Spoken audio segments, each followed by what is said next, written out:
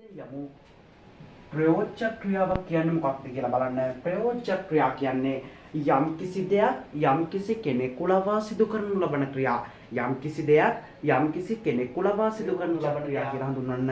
යම්කිසි දෙයක් යම්කිසි කෙනෙකු ලවා සිදු කිරීමක් අපිට පුළුවන් ප්‍රයෝජ්‍ය ක්‍රියාවක් විදිහට හඳුන්වන්න. උදාහරණයක් විදිහට අම්මා සිරිසෝම ලවා පොල් කඩවයි. අම්මා සිරිසෝම ලවා පොල් කඩවයි. අම්මා කවුරුන් ලබාද පොල් කඩවන්නේ? සිරිසෝම ලබා. එතකොට මේක ප්‍රයෝජ්‍ය ක්‍රියාවක්. කඩවයි, දුවවයි, නටවයි, ගයවයි. මේ විදිහට විවිධ ක්‍රියාපද තියෙනවා ප්‍රයෝජ්‍ය ක්‍රියා. මේ වයි ප්‍රත්‍ය තියෙනවා නම් ඕනම ක්‍රියාපදයක අවසානයේදී මේ වයි ප්‍රත්‍ය තියෙනවා නම් ඔයාලා හිතන්න මේ වයි ප්‍රත්‍ය එනවා නම් කඩවයි, දුවවයි, නටවයි මේ විදිහට වයි ප්‍රත්‍ය තියෙනවා නම් අනිවාර්යෙන්ම ඒ ක්‍රියාපදේ මොන ක්‍රියාපදයක්ද? ප්‍රයෝජ්‍ය ක්‍රියාවක්. ප්‍රයෝජ්‍ය ක්‍රියාපදයක්. ප්‍රයෝජ්‍ය ක්‍රියාපදයක්. ප්‍රයෝජ්‍ය ක්‍රියා. යම් කිසි දෙයක කඩවයි, දුවවයි මේ වගේ වයි ප්‍රත්‍ය එනවා නම් විතරයි ඒක ප්‍රයෝජ්‍ය ක්‍රියාවක් වෙන්නේ. ඉතින් ඊළඟට අපි යමු ආශිර්වාද ක්‍රියා. ආශිර්වාද ක්‍රියා. ප්‍රාර්ථනා කිරීම හැඟවෙන යම් කිසි දෙයක් ප්‍රාර්ථනා කිරීමක් හැඟවෙන ක්‍රියාපද අපිට පුළුවන් ආශිර්වාද ක්‍රියා. ප්‍රාර්ථනාවාදී ක්‍රියා. යම් කිසි දෙයක් ප්‍රාර්ථනා කරනවා. උදාහරණයක් විදිහට ඔහු දිනෙන් දින දියුණු වේවා. දියුණු වේවා. ඔහු දිනෙන් දින දියුණු වේවා.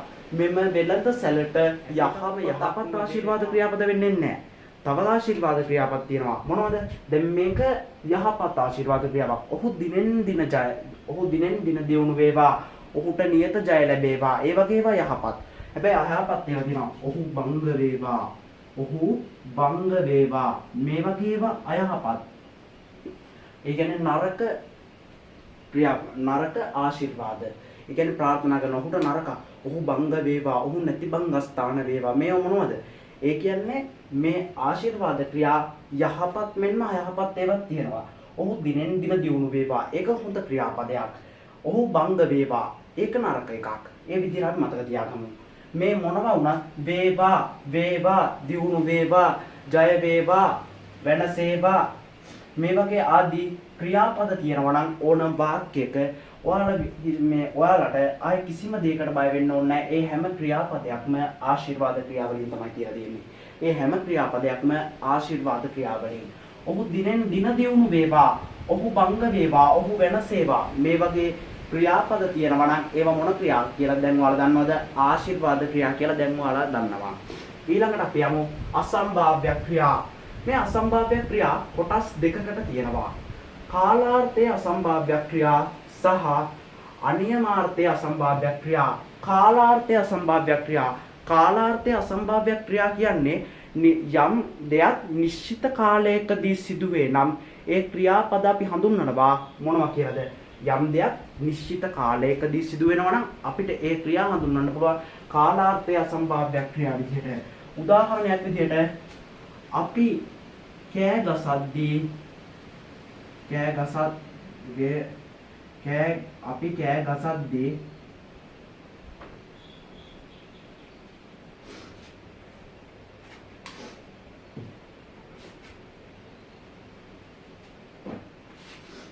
අපි කෑ ගසද්දී සොරුන් බිය වී දිවූහ. සොරුන් බිය වී දිවූහ. අපි කෑ ගසද්දී අපි මොකක් කරද්දිද සොරුන් බය වෙලා දිව්වේ? අපි කෑ ගසද්දී, අපි දුවද්දී, අපි පනිද්දී මේ වගේ ක්‍රියා තියෙනවා නම් ඒවා කාලාර්ථයේ අසම්භාව්‍ය ක්‍රියා. අසම්භාව්‍ය ක්‍රියාවල මොනවද?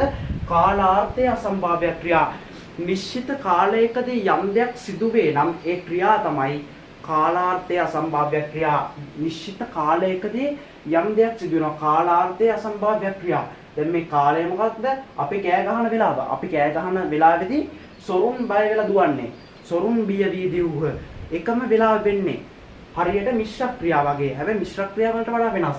එකම වෙලාවේ වුණත් වෙනත් දෙකක් කියන්නේ දැන් උදාහරණයක් විදිහට අපි මිශ්‍ර ක්‍රියාවලදී ගත්තා නංගේ අඬමින් දිව්වාය. නංගේ අඬමින් දිව්වාය. හැබැයි එකම කර්තෘ විසින් තමයි මේ දෙක කරන්නේ. හැබැයි මේකදී එහෙමද නැහැ. මේකේ අපි කෑ ගසද්දී ඒ වෙලාවෙම අපිට බය කවුද දුවන්නේ? සොරුන් බිය වී දිව්හ. අපි කෑ ගසද්දී සොරුන් බිය වී දිව්හ. මේ වගේ වාක්‍යයක් ඔයාලට ආවොත් මේ බුරත් උදාහරණයක් නේ තව උදාහරණයක් බල්ලන් බුරද්දී සොරුන් දිව්හ. බල්ලන් බුරද්දී සොරුන් දිව්හ. ඒ වගේ වාක්‍යයක් ආවොත් අපිට ගන්න පුළුවන් අපි කෑ ගසද්දී සොරුන් බිය වී දිව්හ. ඒ වගේ ඒවා තියෙනවා නම් අපිට ගන්න පුළුවන් අසම්භාව්‍ය ක්‍රියාවල කාලාර්ථය අසම්භාව්‍ය ක්‍රියා. කාලාර්ථයේ අසම්භාව්‍ය ක්‍රියා තමයි මේ වගේ වාක්‍ය. මේ වගේ වාක්‍යයක් විභාගයට ඇවිල්ලා මේ වගේ ප්‍රශ්න මේ වගේ ක්‍රියාපදයක් කළු ඉරක් ඇඳලා හරි කළු පාටින් හරි තිබ්බොත් ඔයාලගෙන් අහනවා මේ ක්‍රියාපදේ මොකක්ද? එතකොට ඔයාලා දැන් දන්නවා අසම්භාව්‍ය ක්‍රියාවල කාලාර්ථය අසම්භාව්‍ය ක්‍රියාවක්. කාලාර්ථයේ අසම්භාව්‍ය ක්‍රියාවක් කියලා. හරි. දැන් අපි අවසාන වශයෙන් ක්‍රියාපදවල එන්නේ අනියමාර්ථයේ අසම්භාව්‍ය ක්‍රියා. අනියමාර්ථයේ අසම්භාව්‍ය ක්‍රියා.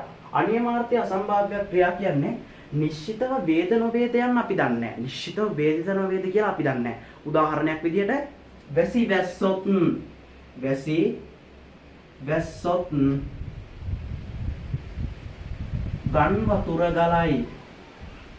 ගන් වතුර ගලයි. වැසි වැස්සොත් ගන් වතුර ගලයි. අපි හරියටම දන්නේ වහිනවද කියලා. අපි විශ්වාස කරනවා වැසි වැස්සොත් ගන් වතුර ගලයි. හරියටම වේද නොවේද යන්න හැඟවෙන ක්‍රියාපද නිශ්චිතව වේද නොවේද යන්න හැඟවෙන ක්‍රියාපද අපිට පුළුවන් හඳුන්වන්න අනියමාර්ථයේ අසම්භාව්‍ය ක්‍රියා. අසම්භාව්‍ය ක්‍රියාවල අනියමාර්ථයේ අසම්භාව්‍ය ක්‍රියා විදිහට හඳුන්වන්න පුළුවන්. එතකොට මේ අසම්භාව්‍ය ක්‍රියා කොටස් දෙකයි. කාලාර්ථයේ අසම්භාව්‍ය ක්‍රියා. දැන් අපේ මේ උදාහරණයට අමතරව අපි දැන් කලින් ඉගෙන ගත්තේ මොකක්ද? කාලාර්ථයේ අසම්භාව්‍ය ක්‍රියා. කාලාර්ථයේ අසම්භාව්‍ය ක්‍රියා කියන්නේ නිශ්චිත කාලයකදී සිදු වුණ. ඒ කියන්නේ යම් කිසි නිශ්චිත කාලයකදී යම් දෙයක් සිදු වේ නම් ඒ දේ තමයි අපි කාලාර්ථයේ අසම්භාව්‍ය ක්‍රියා කියලා හඳුන්වන්නේ. අනියමාර්ථයේ අසම්භාව්‍ය ක්‍රියා කියන්නේ නිශ්චිතව සිදු වේද නොවේද යන්න හැඟවෙන ක්‍රියාපද. නිශ්චිතව සිදු වේද නොවේද යන්න හැඟවෙන ක්‍රියාපද අනියමාර්ථයේ අසම්භාව්‍ය ක්‍රියා. එහෙනම් අදට මම මේ ක්‍රියාපදවල වර්ණගීම් ටික ඔයාලට කියලා දුන්නා. పూర్ව ක්‍රියා పూర్වෙන් කරන ලද ක්‍රියා. මිශ්‍ර ක්‍රියා යම් කිසි ක්‍රියාවක් සිද්ධ කරද්දිම ඒ කර්තෘ විසින්ම කරන ලබන තව ක්‍රියාවක් වේ නම් ඒක මිශ්‍ර ක්‍රියා. විධික්‍රියා විධික්‍රියා කියන්නේ විධානාර්ථයක්. එහෙම නැත්නම් විධානයක් දීම සඳහා හැඟවෙන ක්‍රියා. ප්‍රයෝජ්‍ය ක්‍රියා යම් කිසිවෙකු ලබා කරවන ලබන ක්‍රියා. ප්‍රයෝජ්‍ය ක්‍රියා.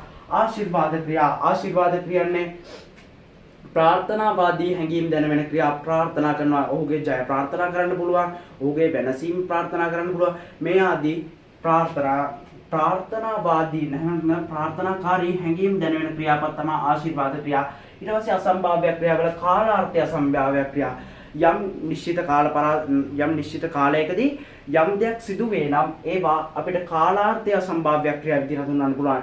යම් නිශ්චිත කාලයකදී සිදු වේ නම් ඒවා කාලාර්ථය අසම්භාව්‍ය ක්‍රියා. නිශ්චිතව සිදු වේද නොවේද යන්න අපිට විශ්වාස කරන්න බැරි. ඒ කියන්නේ නිශ්චිතව මේක වෙයිද නැද්ද කියලා අපිට විශ්වාසයක් නැති දේවල් නැති ක්‍රියාපද අපිට අනියමාර්ථයේ අසම්භාව්‍ය ක්‍රියා කියලා හඳුන්වන්න පුළුවන්. ඉතින් එහෙනම් අද මම මේ උගන්වපු ක්‍රියාපද පාඩමෙන් ඔයාලට මොකක්ම හරි දෙයක් ගන්න තිබ්බනම් ඔයාලා මම විශ්වාස කරනවා හොඳට මේ පාඩම තේරෙන්නේ නැති කියලා. ඉතින් ඔයාලගේ මේ වීඩියෝ එක ගොඩක් වටිනවා නම් ඔයාට ඔයාගේ යාළුවන්ටත් බලන්න ෂෙයා කරන්න කියන ඉල්ලීම මත මම අදට ඔබ නිවසේ සමු අරගෙන යනවා. මෙතෙක් ඔබට ආයිබෝ.